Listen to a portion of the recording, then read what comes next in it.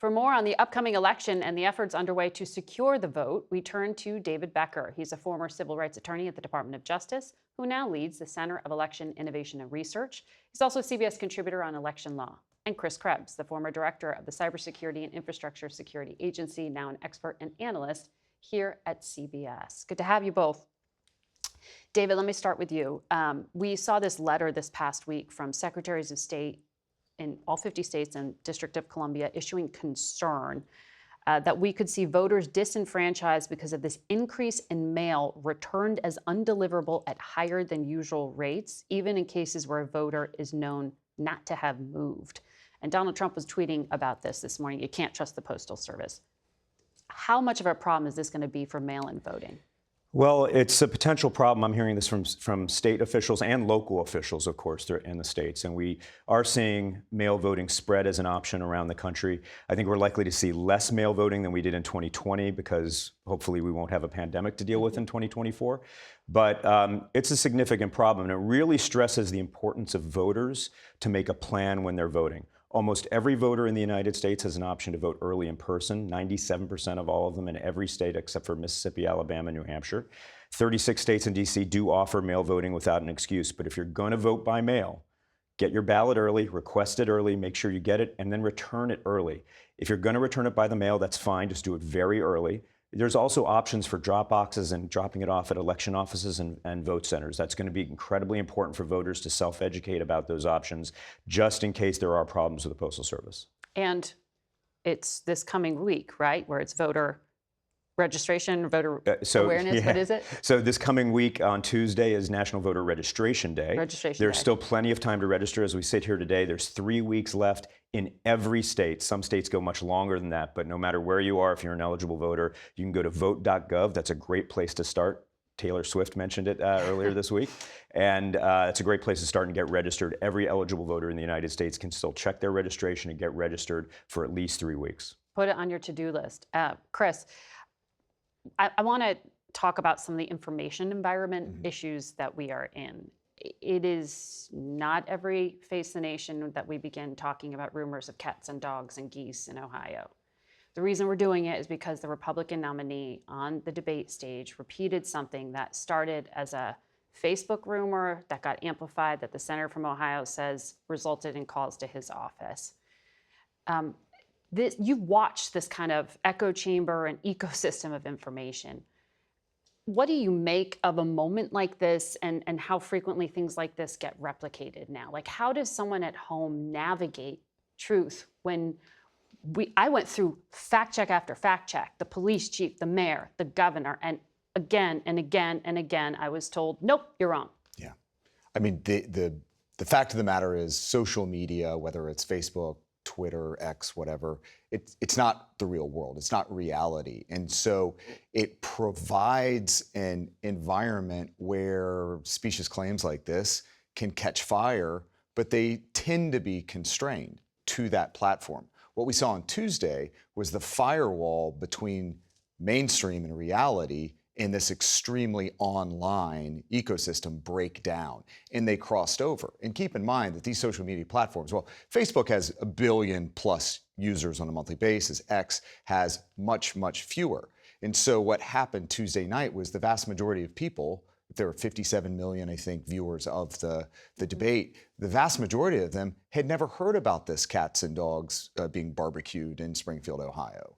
And I expected it because, unfortunately, David and I have to live in this world to anticipate what's coming. And so I had seen it going through social media for a couple days, and I fully expected it to jump, into the conversation, go mainstream, and boom, there it is. So to your question, or to your point, how does one kind of, introduce some kind of personal resilience here? And it's exactly doing what you do. Go to mainstream outlets and trusted outlets and do a little bit of fact-checking verification.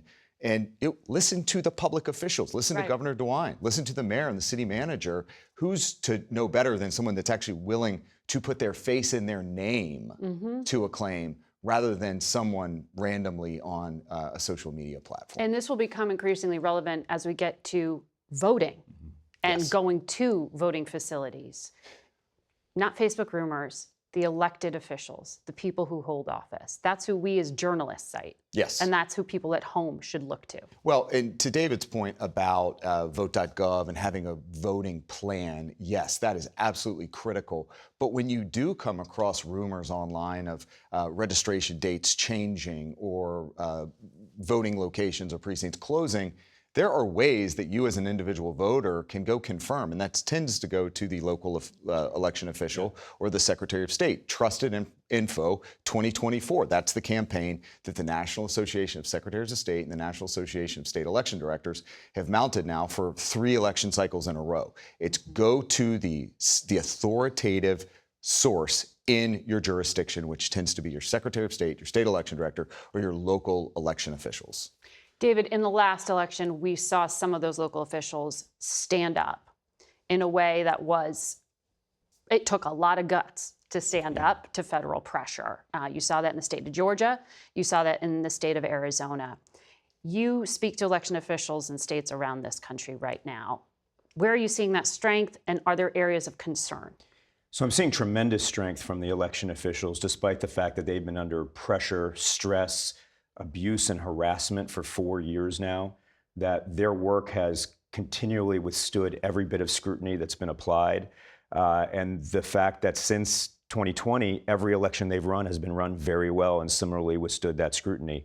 But they're still exhausted. This disinformation environment Chris is talking about, that has real world impacts on our neighbors, on our fellow citizens who are working every day to give us all our voice. They are answering questions that have no bearing to reality all the time about importing voters, about problems with the voting process, and they're having to navigate those while they're also still having to plan for an election that is likely going to be very high turnout, probably similar to 2020, perhaps even higher. People are very interested in this election, but they're ready. But one of the best things we can do is support them, is to support them by, as Chris suggests, listening to the actual information, going to the official sources for real information, getting information and making a plan in advance about how you're going to vote. And then finally, one of the things I always encourage, if you have any doubts or questions, volunteer to be a poll worker. You will learn so much about the process. You will find out how the process and why the process is so secure, how many redundancies and checks and balances and pieces of transparency are in place in that process. That will really help your election officials out, because then you become an evangelist for our very effective election system out in the community. So, Chris, we are seeing more foreign efforts to meddle in this election. We expect in the coming days federal officials to file charges related to that Iranian hack and dump campaign that seems to have been foiled thus far, but attempt to hurt the Trump campaign. How much more of this is coming? Well, my sense, and based on prior experience, particularly in 2020, where we saw the Iranians try to meddle in that election, the Russians, the Chinese, going back to 2016 with the Russians, is that they tend not to just have a single effort or work stream. There's an overarching strategy, a multifaceted, multi-pronged campaign that they've pulled together. We certainly know this with the Russians, that there are various work streams that they have launched against the U.S. The Iranians very likely have the same. So perhaps this is just the tip of the iceberg, and I've said that before. Not all of these activities, these work streams, will be successful or will break through, but the hack and leak campaign specific to Iran. But the main point in what I'm observing out of the United States government is that they are looking to keep constant pressure, consistent engagement against the Russians, against the Iranians, against the Chinese throughout the course of this election and afterwards. Remember, we have to run through the tape here, and that tape is inauguration. And David, quickly, it is illegal for a non-citizen to vote in a federal election. In some localities, they can vote in municipal elections. Donald Trump is talking about this as a real concern. Yeah, and it's not a real concern. And even Republican states that have looked into this have found incredibly small numbers of even potential non-citizens registered. We have found virtually zero non-citizens actually voting. Georgia did a full audit of its list and found zero non-citizens voting. That's because the protections in place are very effective. It's illegal to vote as a non-citizen. ID is required to register to vote. And if you're a non-citizen and you register and you vote, you will go to jail and you will be deported. So it's very important how effective those deterrence mechanisms are. This is not a problem. You'll hear that from Republican and Democratic election officials across the country. Gentlemen, thank you both. Thank you, Margaret. We'll be talking a lot in the coming months.